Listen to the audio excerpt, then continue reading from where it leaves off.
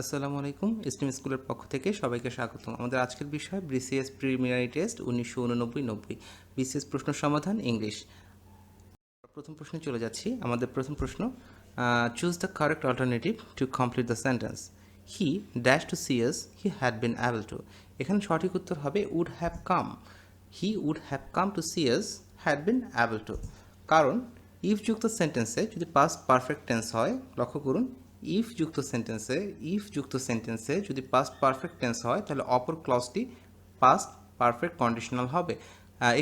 এক্ষেত্রে সাবজেক্টের ফরম্যাট হবে সাবজেক্ট প্লাস উড, কুড, মাইট যে কোনো একটি plus have plus past participle form. আচ্ছা, আমাদের পরের প্রশ্ন হচ্ছে choose the appropriate alternative to complete the sentence. He had a dash of fever. আমাদের অপশনগুলোর মধ্যে যদি আমরা লক্ষ্য করি, এখান থেকে হবে severe attack. He had a severe attack of fever. Severe attack কেন হবে? রোগের আক্রমণ বোঝাতে সিভিয়ার ব্যবহৃত হয়। মনে রাখুন, রোগের আক্রমণ বোঝাতে সিভিয়ার ব্যবহৃত হয়। স্ট্রং, সিরিয়াস, ব্যাড এগুলো কিছুই ব্যবহৃত হবে না। রোগের আক্রমণ বোঝাতে আমরা সবসময় সিভিয়ার ব্যবহার করে থাকব। আমাদের পরবর্তী প্রশ্ন, চুজ দ্য কারেক্ট সেন্টেন্স। প্রদত্ত অপশনগুলোর ভিতরে কারেক্ট সেন্টেন্স হবে আই আক্সড Javed if he had passed. তার মানে হচ্ছে আই আক্সড জাভেদ, আমি প্রশ্ন করেছি জাভেদকে, ইফ হি হ্যাড পাস্ট। এখন লক্ষ্য করুন ইনডাইরেক্ট ন্যারেশনে যদি প্রশ্নবোধক হয় এবং তার উত্তর যদি ইয়েস নো দ্বারা করা যায়, সেক্ষেত্রে ইফ বসবে এবং ইফের পরে পাস্ট পারফেক্ট টেন্স হবে। ইফের পরে পাস্ট পারফেক্ট টেন্স হবে। সেদিক থেকে লক্ষ্য করলে আমরা দেখতে পাই আই আস্ক জাভেদ, আমরা জাভেদকে জিজ্ঞেস করলাম, ইফ নিয়ম অনুযায়ী he had past perfect tense বসেছে। হি হ্যাড পারফেক্ট টেন্স বসেছে। আমরা পরবর্তী প্রশ্নে চলে যাচ্ছি। পরবর্তী প্রশ্ন হচ্ছে চুজ দ্য কারেক্ট সেন্টেন্স। প্রদত্ত চারটি বাক্যের ভিতরে আমাদের কারেক্ট সেন্টেন্স হবে each of the boys got a prize. এখন কেন? Each of the three boys indicates the boys individually. এই জিনিসটা মনে রাখতে হবে, ইচ অফ দ্বারা এই যে থ্রি বয়েজ আছে এ প্রত্যেককে আলাদাভাবে বোঝানো হয়েছে। আমরা কয়েকটা উদাহরণ দেখি। যেমন ইনকারেক্ট কি হবে ইচের ক্ষেত্রে? Each of this boys play cricket well, this is incorrect. কারেক্টটা হলো each of this boys plays cricket well. এখন মূল ব্যাপারটা হয়েছে, যেহেতু আমরা ইন্ডিভিজুয়ালি প্রত্যেকটা বয়েজকে বোঝাচ্ছি, এখানে থার্ড পার্সন সিঙ্গুলার নাম্বার হওয়ার কথা।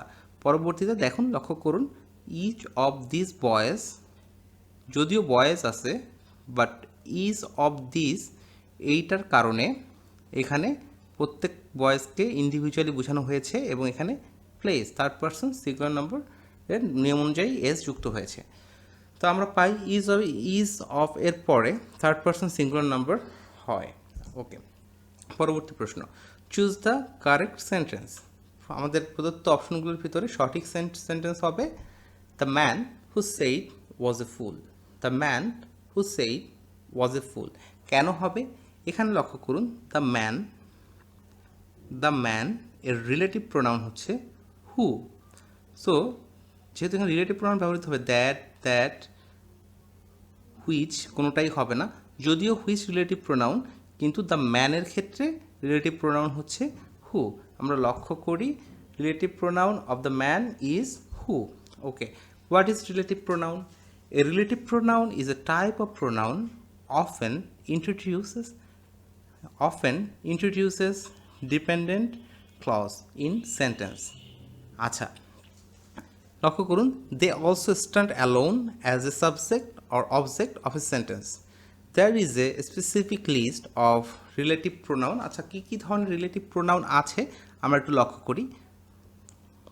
who, whoever, whom, whomever, which, when, where, whose প্রত্যেকটাই হচ্ছে আমাদের রিলেটিভ প্রোনাউন। এখন লক্ষ্য করুন, সবগুলাই ডব্লু দিয়ে শুরু হয়েছে, কিন্তু এখানে দ্যাট আছে, এই দ্যাটটাও আমরা মনে রাখবো যে kind of relative pronoun.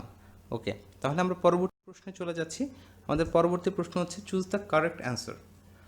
How long you wait. আমাদের প্রদত্ত অপশনগুলোর ভিতরে আমরা দেখতে পাচ্ছি টিলের ব্যবহার করা হয়েছে, আনটিলের ব্যবহার করা হয়েছে, সিন্সের ব্যবহার করা হয়েছে। এখন এখানে অর্থগত দিকটা বুঝতে হবে। How long did you wait যখন প্রশ্ন করা হয় তুমি কতক্ষণ বা আপনি কতক্ষণ অপেক্ষা করবেন, আমি এই পর্যন্ত অপেক্ষা করব বা এই পর্যন্ত থাকব, সেক্ষেত্রে টিল এবং until sounds quite similar. Till এবং আনটিল। আমাদের এখানে সঠিক অ্যান্সারটাকে বলে নিই। আমাদের সঠিক অ্যান্সারটা হবে টিল হি কাম। কেন? টিল হতে আমরা বুঝাই পর্যন্ত, পর্যন্ত, আর আনটিল আগ পর্যন্ত, আগ পর্যন্ত, মনে রাখুন। এখন সেক্ষেত্রে টিল লাঞ্চ টাইম পর্যন্ত ওয়েট করব। আমরা অর্থগত দিক থেকে লক্ষ্য করুন, লাঞ্চ টাইম পর্যন্ত ওয়েট করবো, আমরা কি খেয়ে যাব না খেয়ে যাবো, একটা কনফিউশন ক্রিয়েট হচ্ছে। টিল হি কাম, সে আসা পর্যন্ত। হ্যাঁ, এখানে এটা হচ্ছে ইটস মেক সেন্স, এই কোশ্চেনের অ্যান্সার এটা হতে পারে। আনটিল 6 o'clock, 6টা বাজার আগ পর্যন্ত। টিল 6 o'clock হতে পারে, 6টা বাজার আগ পর্যন্ত, যদিও পর্যন্ত এবং আগ পর্যন্ত কাছাকাছি সাউন্ড করে।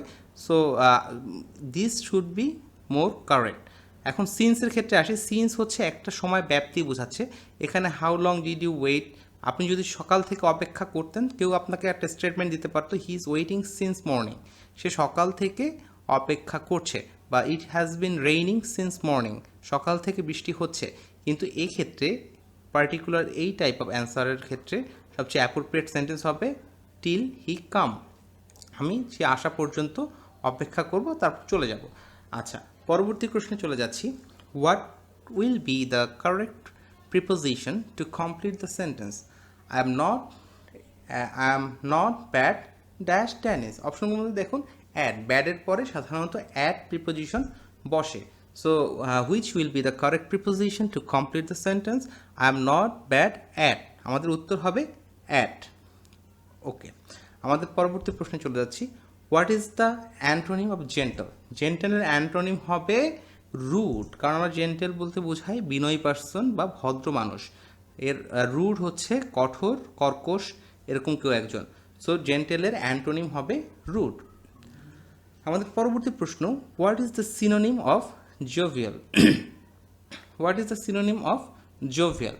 জোভিয়ালের সিনোনিম, অ্যাকচুয়ালি জোভিয়ালের সিনোনিম এখানে যে অপশনগুলো দেয়া আছে, জোভিয়ালের সিনোনিম জয়ও হয়, গে এটাও হতে পারে, জেলাস হবে না, হ্যাপি এটাও টু সাম এক্সটেন্ট ঠিক আছে, কিন্তু which one is more accurate?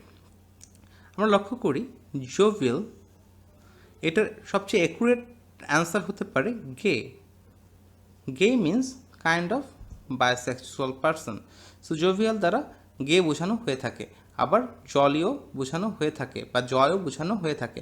So more accurate হচ্ছে গে। আচ্ছা, জোভিয়াল মিনিংগুলো আমরা দেখি। Jovial meaning is cheerful, friendly. It's synonym is jolly, gay, happy, affable, exuberant. মনে রাখুন এক্সুবারেটও জোভিয়ালের সিনোনিম। অপোজিটে কি থাকতে পারে?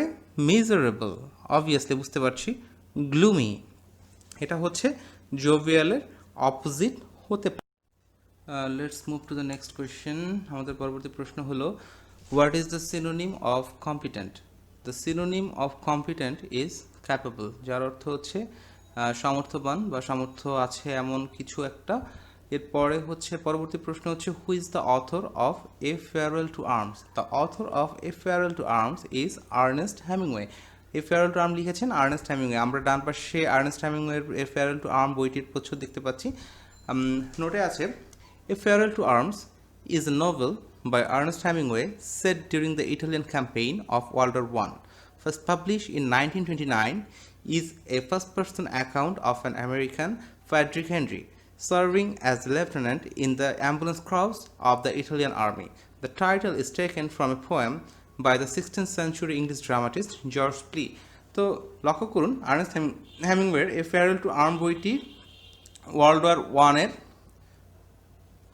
একটা ক্যাম্পেইনের সময়কালকার একজন আমেরিকান ফ্রেডরিক হেনরি নামে তার জীবন অবলম্বনে লেখা হয়েছে, বা তার একটা জীবনের ঘটনা অবলম্বনে লেখা হয়েছে। সে সার্ভিং অ্যাজ এ লেফটেন্যান্ট, সে ইটালিয়ান অ্যাম্বুলেন্স কর্পসের একজন হচ্ছে লেফটেন্যান্ট ছিলেন। তিনি এই বইটির টাইটেল, আর্নেস্ট হেমিংওয়ে এই বইটির টাইটেল গ্রহণ করেছেন 16th সেঞ্চুরির ইংলিশ ড্রামাটিস্ট জর্জ প্লির হচ্ছে একটা পোয়েম থেকে, একটা কবিতা থেকে। আচ্ছা, let's move to the next question. আমাদের পরবর্তী প্রশ্ন হচ্ছে, who is the author of animal farm? The author of the animal farm is George Orwell. George Orwell লিখেছেন দ্য অ্যানিম্যাল ফার্ম। আমরা ডান পাশে প্রচ্ছদটা দেখতে পাচ্ছি, সুন্দর একটা প্রচ্ছদের উপরে একটা শুকরের ছবি দেওয়া আছে, একটা পিকের ছবি দেওয়া আছে। এই গল্পটার কাহিনী, এই শুকরের খুব গুরুত্বপূর্ণ একটা ভূমিকা আছে, আমরা দেখবো আস্তে আস্তে। লেটস নোটে আছে, animal farm, anti-utopian satire by George Orwell, published in 1945, is a political fable based on the event of Russia's Bolshevik Revolution and the betrayal of the case by Joseph Stalin. This book tells the story of a group of farm animals who rebel against their human farmer, hoping to create a society where the animal can be equal, free, and happy. Ultimately, however,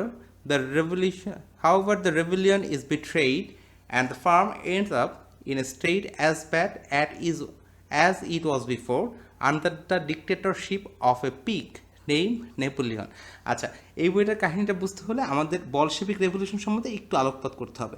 Bolshevik রেভলিউশনটা কী ছিল আমি সংক্ষেপে একটু বলছি। Bolshevik revolution ছিল একটা Russian revolution. 1917 সালে imperialism বা রাজতন্ত্রের অ্যাগেনস্টে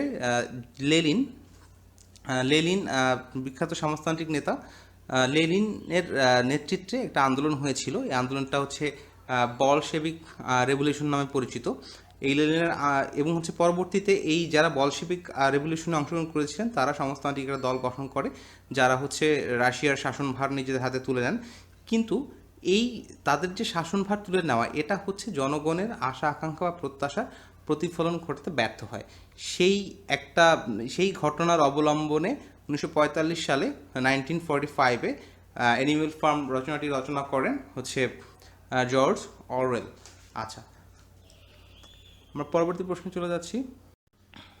পরবর্তী প্রশ্ন হচ্ছে, who is the author of India wins freedom?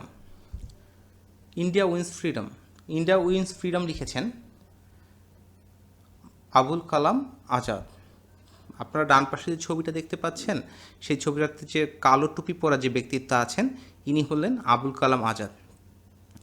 ইন্ডিয়ার স্বাধীনতা আন্দোলন নিয়ে সে এই বইটি লিখেছেন। এখানে ইন্ডিয়ার ওই সময়কার মানুষের ধর্ম বর্ণের ঊর্ধ্বে গিয়ে ইন্ডিয়াকে মুক্ত করার যে সংগ্রাম, সেখানে গান্ধী, সুভাষ বোসের মতো নেতাদের যে অবদান এবং যে ভূমিকা, এই পুরোটাই হচ্ছে এই বইয়ে আলোচনা করা আছে। আমাদের পরবর্তী প্রশ্ন হচ্ছে, what kind of noun is cattle? Cattle is a collective noun. কেন? আমরা দেখি what is collective noun. In linguistics, a collective noun is a collection of things taken as a whole. A collective noun is a collection of things taken as a whole. তার মানে হচ্ছে দেখেন, একটা সমষ্টিগত অর্থ বোঝাচ্ছে। cattle is a collective noun for cows and bulls. তার মানে হচ্ছে ক্যাটেল দ্বারা আমরা কাউ বা বুলের সমষ্টি বুঝে থাকি, বা কাউ বা বুয়ের সমষ্টি পাল বুঝে থাকি না। আমরা হচ্ছে কাউ বা অনেকগুলো গরু বা অনেকগুলো বুলসকে আমরা বুঝে থাকি, এই জন্য হচ্ছে ক্যাটেল হচ্ছে কালেকটিভ নাউন। পরবর্তী প্রশ্ন হচ্ছে, what kind of noun is girl? Girl is a common noun. Common noun কেন? লক্ষ্য করুন, the word girl is a common noun, it refers to a person but not by her specific name. তার মানে হচ্ছে আপনি বুঝতে পারবেন যে একটা জেন্ডারের পার্সন হচ্ছে, সে হচ্ছে একজন মেয়ে বা একজন ভদ্র মহিলা, কিন্তু সে কে তার স্পেসিফিক কোনো নামে তাকে হচ্ছে আমরা মেনশন করি নাই। সো এই ধরনের যে নাউনগুলো আমরা পাবো এগুলো হবে কমন নাউন। আমাদের পরবর্তী প্রশ্ন হচ্ছে what is the meaning of white elephant.